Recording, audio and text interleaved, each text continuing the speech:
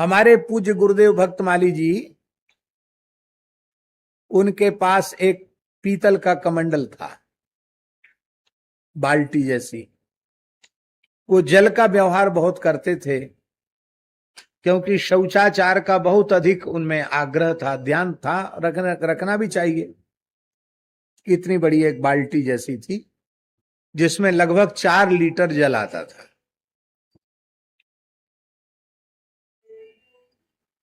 पहले सभी लोग बाहर ही जाते थे निवृत्त होने के लिए। तो वो एक चोर ले गया रात को। वृंदावन की घटना है, सुदामा कुटी से, गर्मी का समय था। एक चोर आया, मोहल्ले का ही था, जाट देवता था, आया और वो ले गया। महाराज जी जग रहे थे और महाराज जी ने देखा कि वो ले जा रहा, फिर भी उसको टोका नहीं, बोले नहीं, कुछ नहीं, देखते रहे।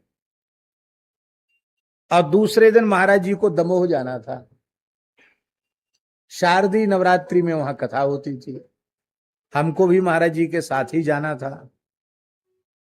तो महाराज जी का सामान लगाते समय, महाराज जी आपका कमंडल कहाँ गया? कहते कहाँ गया, जिसको आवश्यकता थी वो ले गया। कौन ले गया? बोले अपने मोहल्ले का है ना जाट देवता। वो लोग कहते पक्का चोर है, तो कहीं चोरी का काम नहीं मिला होगा, तो यहां आके हमारी बाल्टी मिली, वही ले गया। तो आप देख रहे थे? बोले हाँ हम देख रहे थे, हमने बोला नहीं इसको आवश्यकता होगी, ले गया। अब कैसे होगा? बोले होगा कैसे, दूसरी ले ली जाएगी, खरीद ली जाएगी। तो ठीक, दमोह पहुंचे। ये हम लोगों को शिक्षा लेने वाली बात बता रहे हैं, बहुत ध्यान से सुने। जो भी भगवान की ओर बढ़ना चाहते हैं उनके लिए ये बात बताई जा रही। तो महाराज जी ने हमको 200 रुपया दिया। बोले जाओ बाजार से एक पीतल की कम से कम 4 लीटर पानी जिसमें आ जाए इतना एक जल पात्र ले आओ। बाल्टी ले आओ, बड़ा कलश जैसा हो वो ले आओ, पात्र चाहिए। अब हम वहां पहली बार गए थे, कैसे पता हो कि कहाँ क्या मिलता है बाजार में? तो जहां रुके थे वहां से थोड़ी दूर बाहर गए, एक साइकिल वाले से हमने पूछा कि यहाँ बर्तनों की दुकान कहाँ है? तो उन्होंने कहा आप क्या करोगे?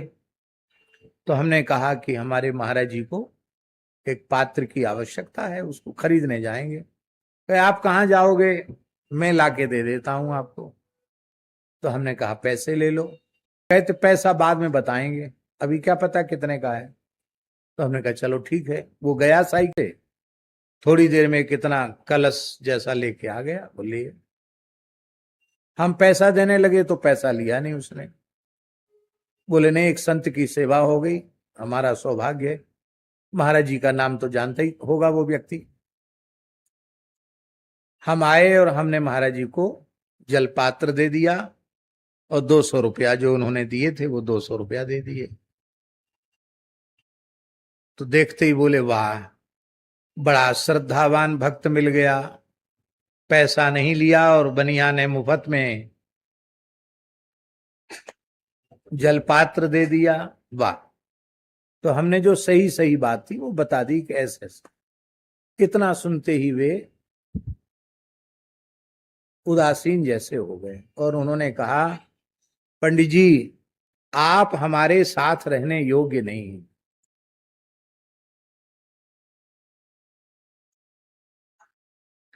मैंने जब से गृह त्याग किया है तब से अब तक अत्यंत आवश्यक होने पर भी किसी वस्तु की मांग किसी व्यक्ति के सामने मैंने नहीं की।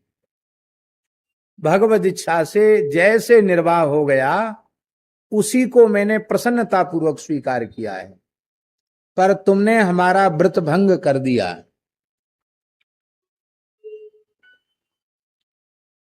इसलिए तुम अब हमारे पास साथ रहने लायक नहीं हो, तुम वापस वृंदावन चले जाओ। विद्यार्थी पढ़ते उनको पढ़ाओ, अब हमारे साथ नहीं रह सकते। हम रोने लगे। बाला नाम रोदनम बलम। हमने कहा महाराज जी आप यह मत बोलिए कि हमारे साथ नहीं रह सकते, आपको छोड़कर हम कहां रहेंगे। आप हमें प्रायश्चित बताइए, हमसे भूल हो गई है, प्रायश्चित बताइए। बोले ये पात्र उसी व्यक्ति को वापस करके आओ, पैसे से खरीद के लाओ। फिर हम लेके गए। सौभाग्य की बात कि वही व्यक्ति फिर से हमको मिल गए तो मैंने कहा महाराज क्यों पसंद नहीं आया। हमने कहा अरे भाई बड़ी समस्या हो गई। तो चलो, वो 200 रुपए का ही था। बोलो वृंदावन बिहारी। तो उस व्यक्ति को 200 रुपए दिए, तब महाराज जी ने वो पात्र अपने पास रखा। और हम लोग जहां जो चीज अच्छी लगे, ये बहुत अच्छी हमको दे दो। और तो और एक महानुभाव एक सेठ के यहां पहुंच गए, उसकी दुकान थी ये शौचालय की सीट वगैरह बेचने की, वही उठा लाए। उसने कहा महाराज टूट फूट जाएगी। अरे नहीं, बोले वहां उतना अच्छा नहीं मिलता, यहीं बहुत अच्छा मिलता है, तुम तो बढ़िया से पैकिंग कर दो। बोले कुली का भाड़ा बहुत लग जाए। बोले कुछ नहीं लगेगा, आप चिंता मत करो, तो पैक कर दो। ये जो वृत्ति है हमारी, ये अच्छी नहीं।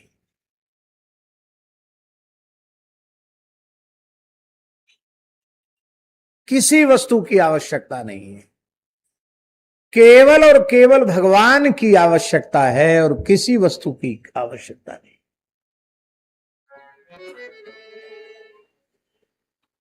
आप कहेंगे कपड़ा नहीं रहेगा तो उघारे रह जाएंगे, लंगोटी नहीं हो नंगे रह जाएंगे। नंगे कैसे रहेंगे? 84 लाख योनियों में कपड़ा पहनने वाले कितने हैं और बिना कपड़ा पहनने वाले कितने हैं बताओ। बहुमत किधर है? अल्पमत किधर है?